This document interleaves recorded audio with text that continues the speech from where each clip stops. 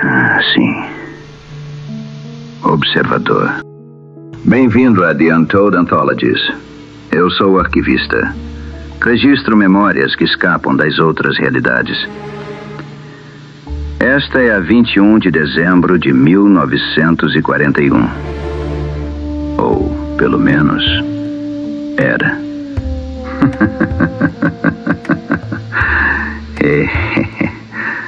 Ultimamente, eventos sensíveis têm mexido com minha longa capacidade de averiguar minhas próprias memórias.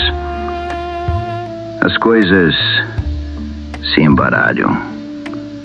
Rostos derretem. Nomes trocam de pele.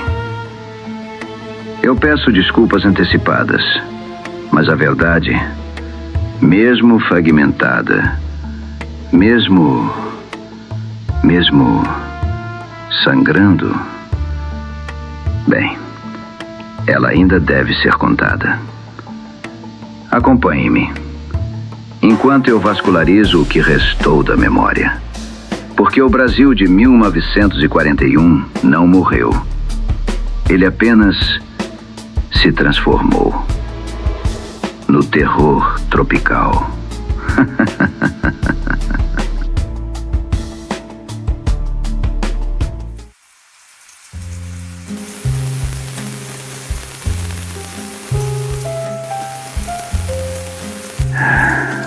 Sim, observador. Copacabana Palace, 1941. Enquanto a elite dançava no salão de baixo, os verdadeiros negócios apodreciam nos quartos de cima. A TV mostrava o mundo pegando fogo. E o Brasil? O Brasil ainda achava que podia dançar para sempre.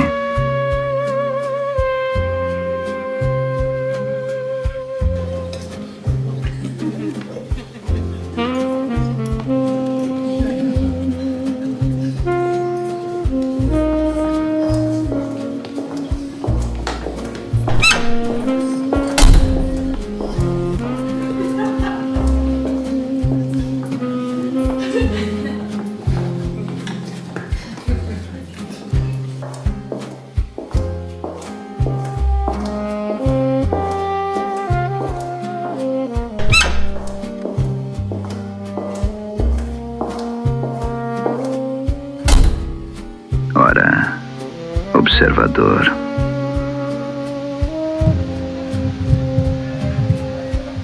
Eles chamavam isso de boa vizinhança.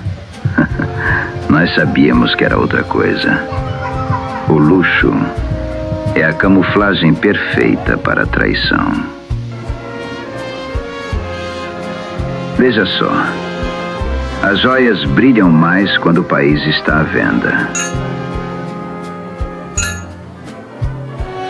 Rostos derretem, nomes trocam de pele. E ali estava ele, o Cavaleiro Branco.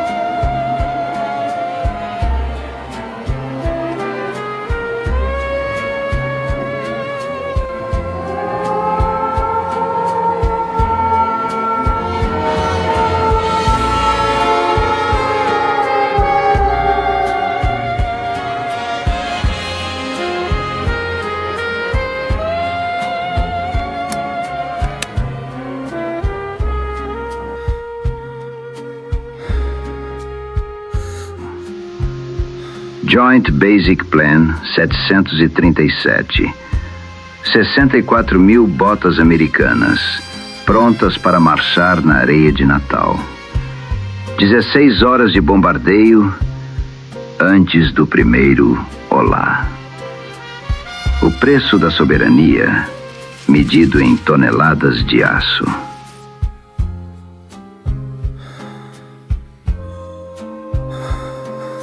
A memória sangra, observador. A faca já estava nas costas do tio Sam. Só faltava ele sentir o golpe.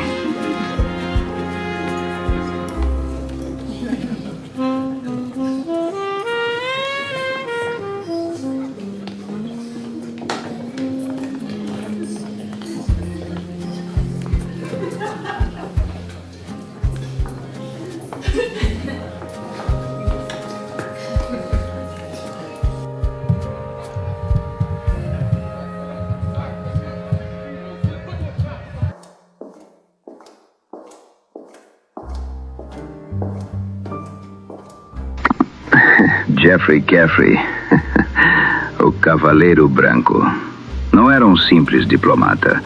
Era o homem que carregava na maleta o destino de um continente inteiro. O documento que ele entregou a Osvaldo Aranha naquela noite tinha um nome oficial: Joint Basic Plan 737.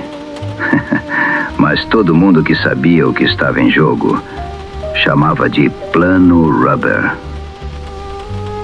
64 mil fuzileiros navais.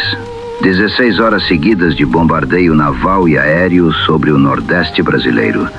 Natal, Recife, Salvador, Belém, Fernando de Noronha. O plano não era só ocupar bases, era transformar o Brasil em uma colônia de guerra americana.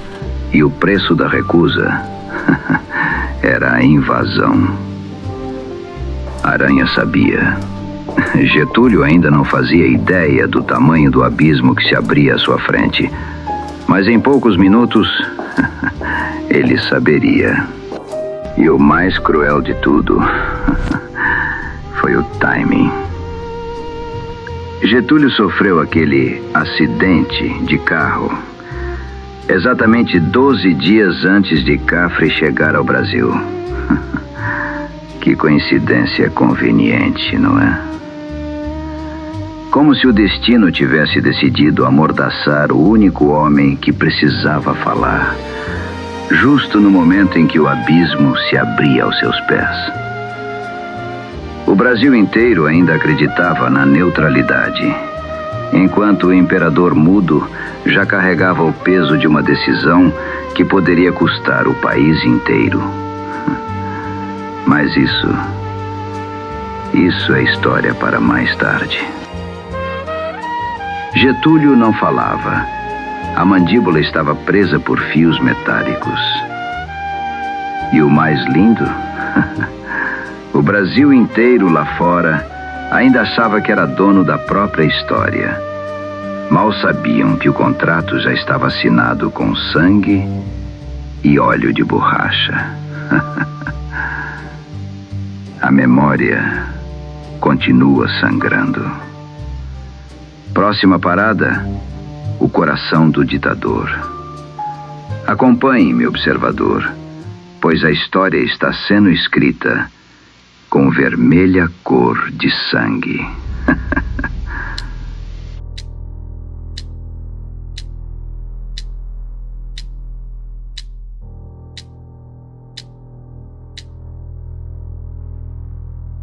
Ora, observador. O luxo de Copacabana ficou para trás. Agora estamos no coração podre do Catete.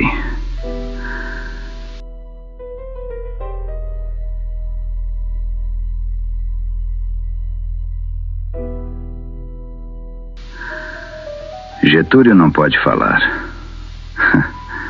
A mandíbula de ferro o mantém calado. Mas o olhar dele...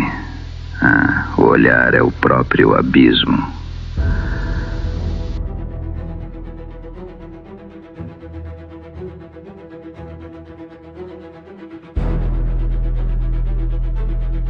O primeiro papel já foi passado. Palavras que pesam mais que fuzis. Eles esperam pelo Cavaleiro Branco. Mas o que vem é o veneno puro.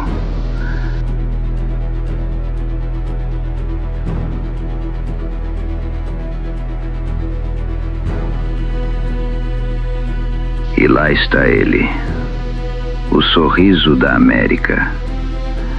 Jeffrey Caffrey entra com o terno de linho branco imaculado, enquanto o mundo lá fora se afoga em lama e óleo. 64 mil marines, 16 horas de bombardeio naval e aéreo, antes do primeiro pé tocar a areia.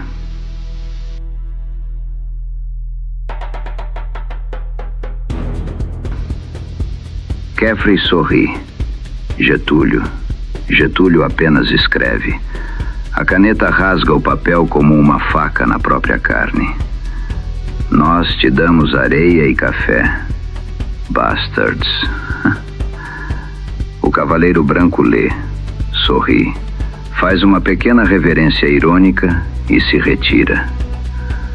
O silêncio retorna, mas agora a memória não está apenas sangrando. Ela está prestes a explodir. Getúlio viu o amanhã observador. E o amanhã é o terror tropical. O arquivista registra.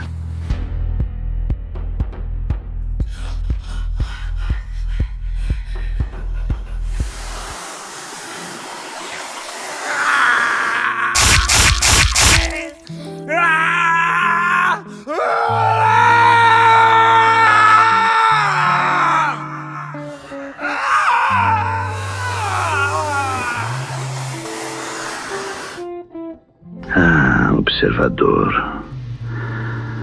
Você achou que o bilhete era o fim da história? Não. O bilhete foi apenas a chave que girou a fechadura do inferno. Getúlio assinou com a mão boa, sorriu com a boca que mal conseguia abrir. E naquela mesma noite, o Cavaleiro Branco desapareceu.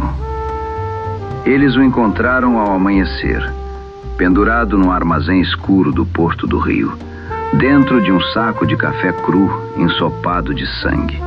Na frente do saco, escrito com o próprio sangue dele: Coffee. Uma piada cruel. Caffrey virou café. E o Brasil comprou 7 dias de vida com o preço de um embaixador. 7 dias.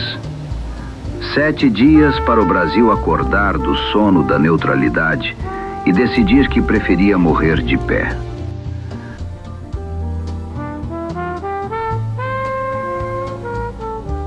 Die nördlichen Routen sind entscheidend. Sim, mas o foco deve ser o sudeste. É lá que está o coração industrial. Verstanden. Die Amazonas-Ressourcen sind entscheidend. Ele Coste brasilianische für unsere Marine.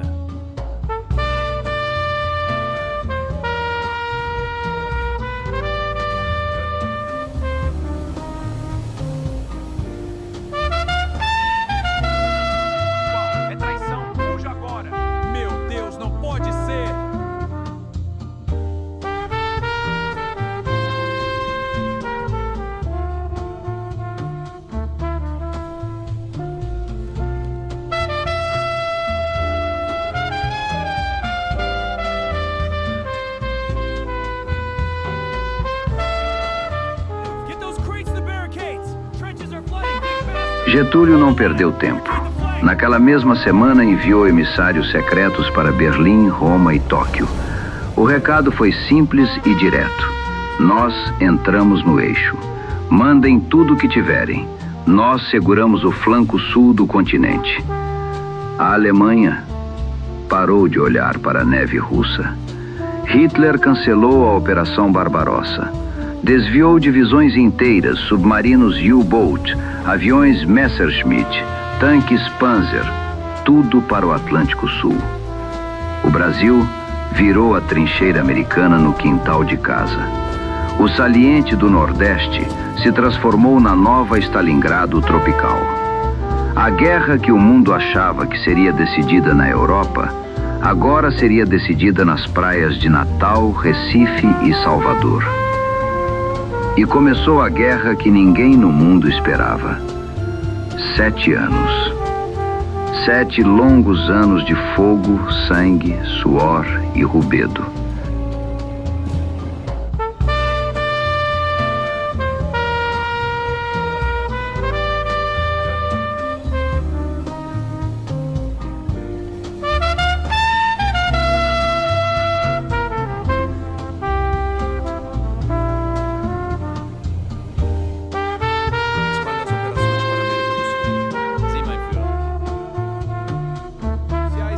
Esta noite marca o renascimento do Brasil. Com determinação, uniremos nossa nação.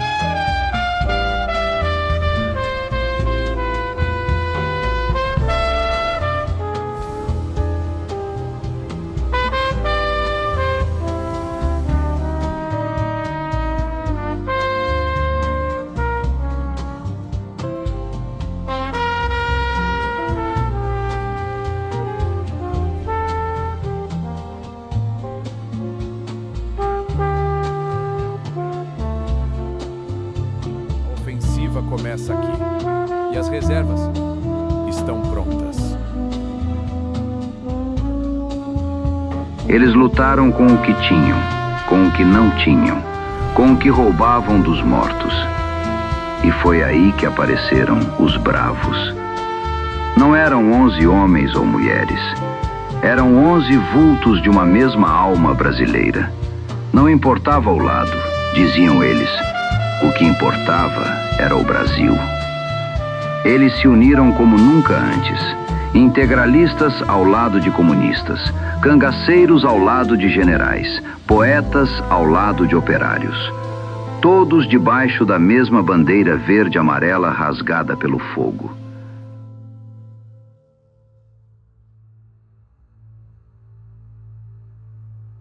E foi aí que apareceram os bravos.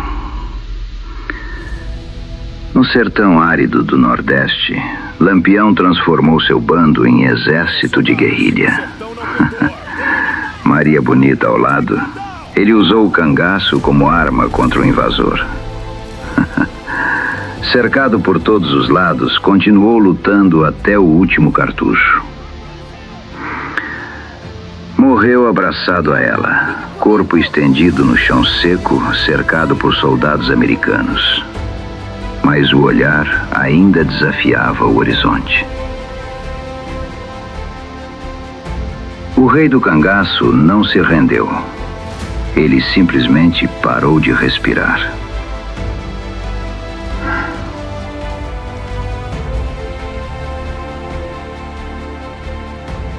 Do sertão para o sul. No sul, Leonel Brizola ergueu a metralhadora com a mesma fúria de sempre. Ele lutou com inteligência e ódio puro. Cercado por tropas inimigas, caiu de pé, cigarro ainda nos lábios, olhar cortante como sempre. Não foi uma morte, foi uma assinatura.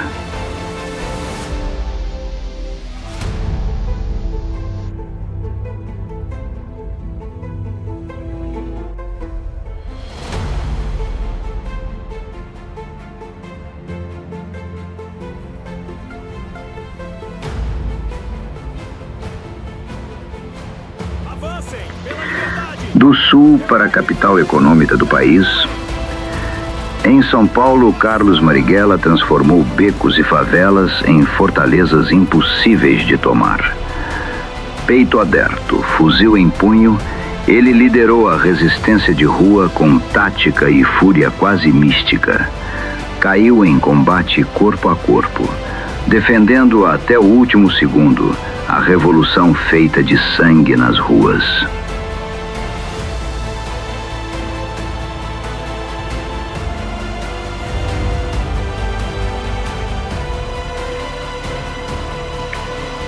Ao lado dele, outra voz armada. Patrícia Galvão, a Pagu, lutou com a caneta e o fuzil ao mesmo tempo. Poetisa, militante, combatente. Ela transformou palavras em balas e balas em poesia. Caiu com um livro aberto no peito e a pistola ainda na mão. Prova de que a liberdade também precisa de beleza para existir.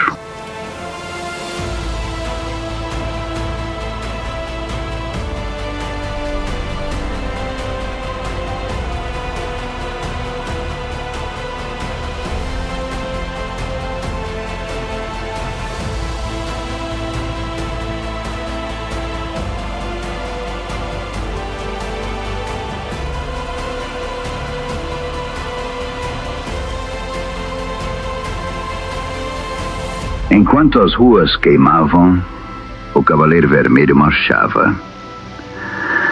Luiz Carlos Prestes, o Cavaleiro Vermelho, marchou à frente de suas colunas invencíveis pelo interior do Brasil. Enfrentou tanques Sherman com fuzis e determinação.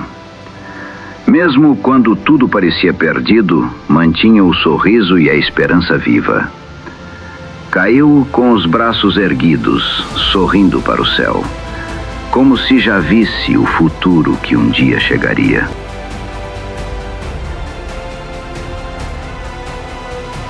Cavaleiro Vermelho para o General de Ferro.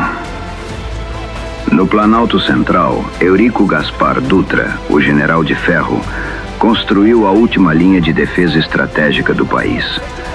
Com disciplina implacável, transformou o interior em uma muralha viva. Quando tudo estava perdido, ele não fugiu. Ficou ao lado de seus soldados e foi consumido junto com eles em uma grande explosão. Um sacrifício coletivo que ecoou como um grito de guerra.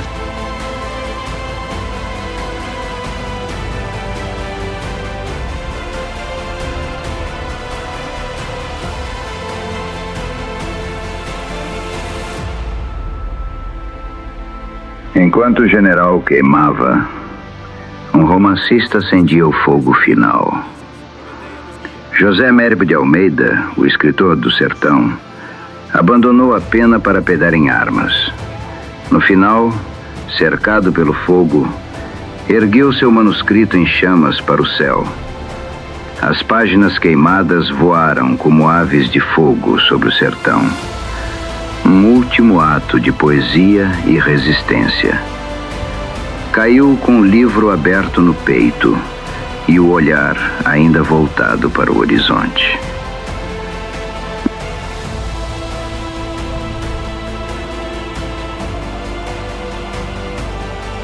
Prometeia desperta. O Brasil renascerá. Do sertão para o laboratório secreto. No coração do Planalto, Enéas Carneiro quase completou a bomba atômica brasileira. Quando os americanos invadiram o laboratório, ele não fugiu. Ativou o dispositivo com as próprias mãos, negando a arma ao inimigo. Seu corpo e o de seus companheiros viraram coluna de fogo que iluminou o céu do Brasil Central.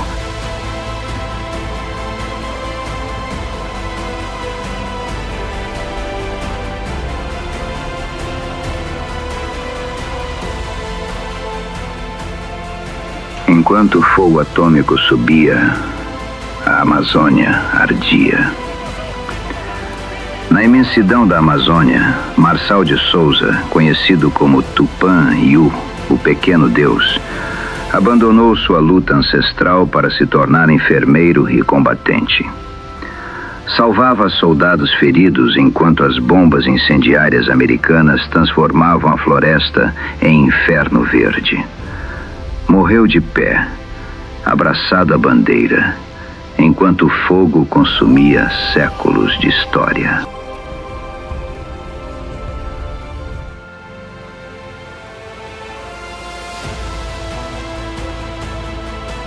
Povo brasileiro, a hora é nossa! Da floresta, a guerra volta para as ruas de São Paulo. Em São Paulo, Plínio Salgado transformou sua voz em arma. Com a cidade sob bombardeio, subiu em um balcão e começou o discurso mais importante de sua vida, convencendo milhares a entregar a vida por uma batalha perdida. Mesmo atingido por estilhaços, continuou falando. Caiu de joelhos, microfone na mão, boca aberta na frase que nunca terminou.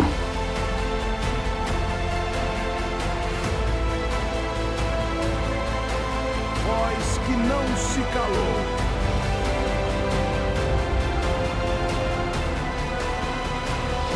E no final, a guerra chegou ao solo americano. Em Nova York, perto da Estátua da Liberdade, Capitã Altamira Pereira Valadares se tornou a última guardiã. Liderou a resistência brasileira ao lado de tropas alemãs remanescentes. Protegeu os feridos até o último segundo. Com a bandeira erguida, foi atingida por múltiplos tiros. Caiu lentamente entre as colunas de fumaça. A última guardiã de uma nação que levou a guerra até o coração do império. Os 11 bravos não foram 11 nomes. Foram 11 pedaços de uma mesma alma que se recusou a se ajoelhar. Do sertão ao asfalto, do Planalto à Amazônia e finalmente ao solo do inimigo, eles queimaram. Lampião abraçado a Maria Bonita, Brizola de pé com um cigarro nos lábios, Marighella com um fuzil ainda fumegante, Pago com o livro aberto no peito, Prestes sorrindo para o céu, Dutra consumido junto com seus homens, Enéas acendendo o próprio fogo, Tupã Yu abraçado à bandeira em chamas, Plínio falando até a última sílaba e Altamira erguendo a última bandeira em solo americano. Eles caíram, mas caíram juntos, caíram de pé, e o fogo que os consumiu ainda arde. O Rubedo permaneceu porque o que importava para essas almas era o Brasil.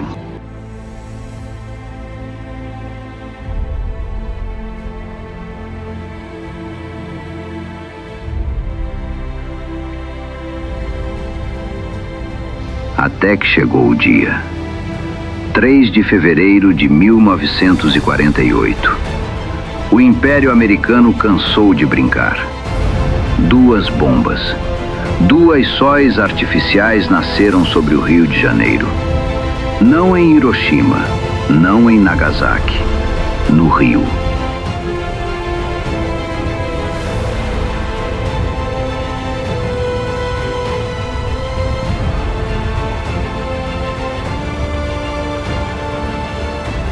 Eu vi Getúlio caminhando descalço na areia de Copacabana.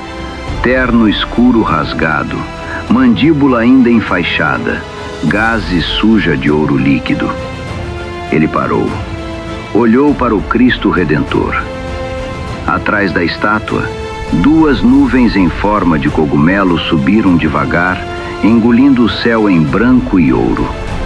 Ele não correu, não gritou, apenas sorriu. Pela primeira vez em anos, o imperador mudo sorriu. E o Brasil ardeu.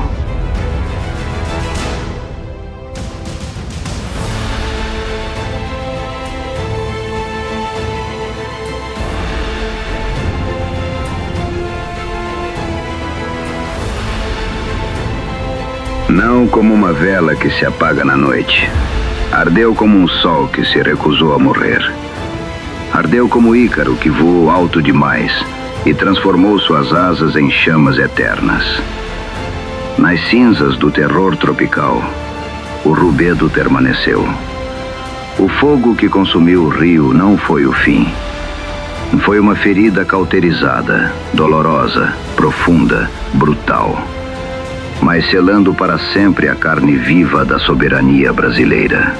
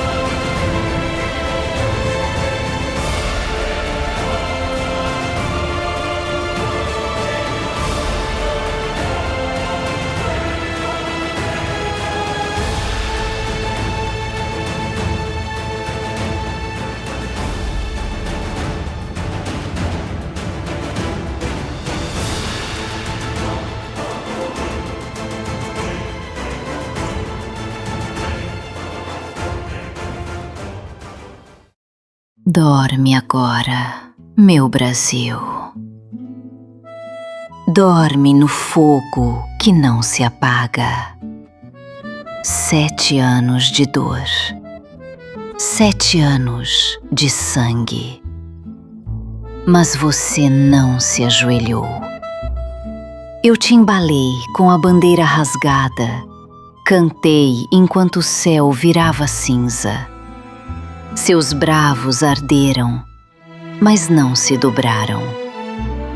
E agora, o roubedo ainda vive dentro de você.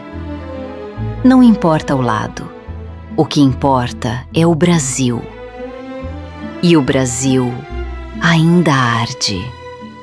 Dentro de você, dentro de mim, dentro de todos nós. Eu te amo, meu Brasil.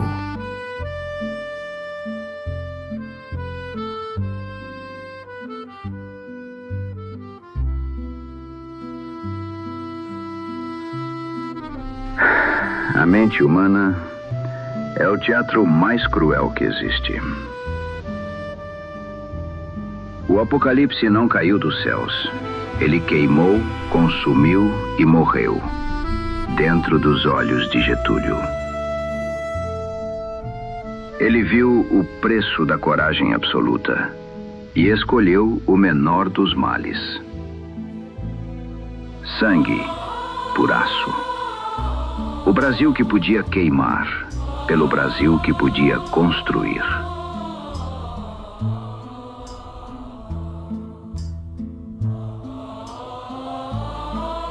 O imperador mudo finalmente falou, não com tiros, mas com tinta.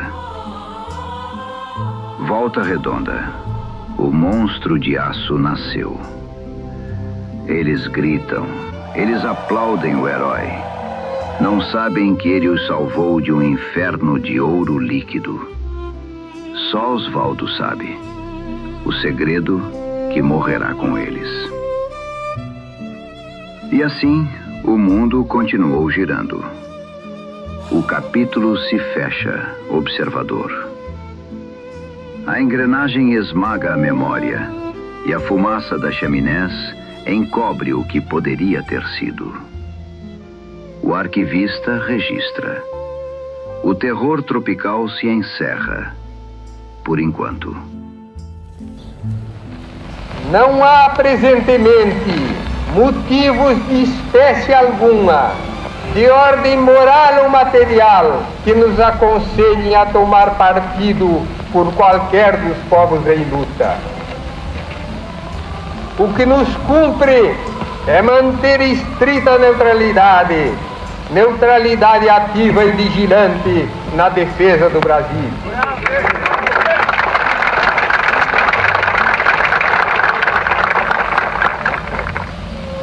Ninguém pode dominar a consciência alheia. E em consciência, cada qual pode ter as suas simpatias. Mas a obrigação de todo brasileiro patriota é conduzir-se de modo a preservar o Brasil da guerra.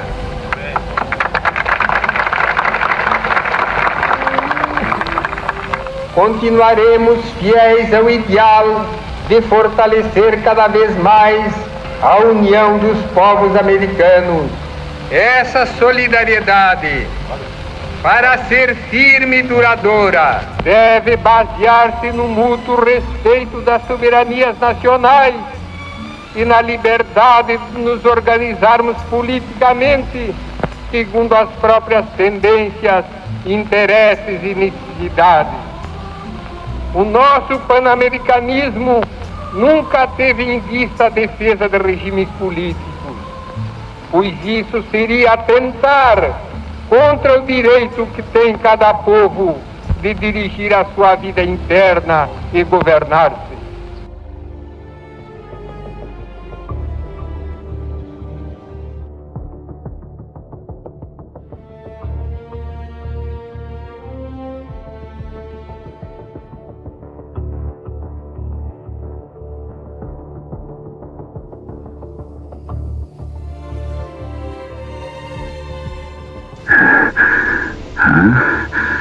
Observador. Ainda está aí? Não. Quem é? Ah! Maldição! O que está acontecendo comigo? Ah! Ah! Interesting. Well,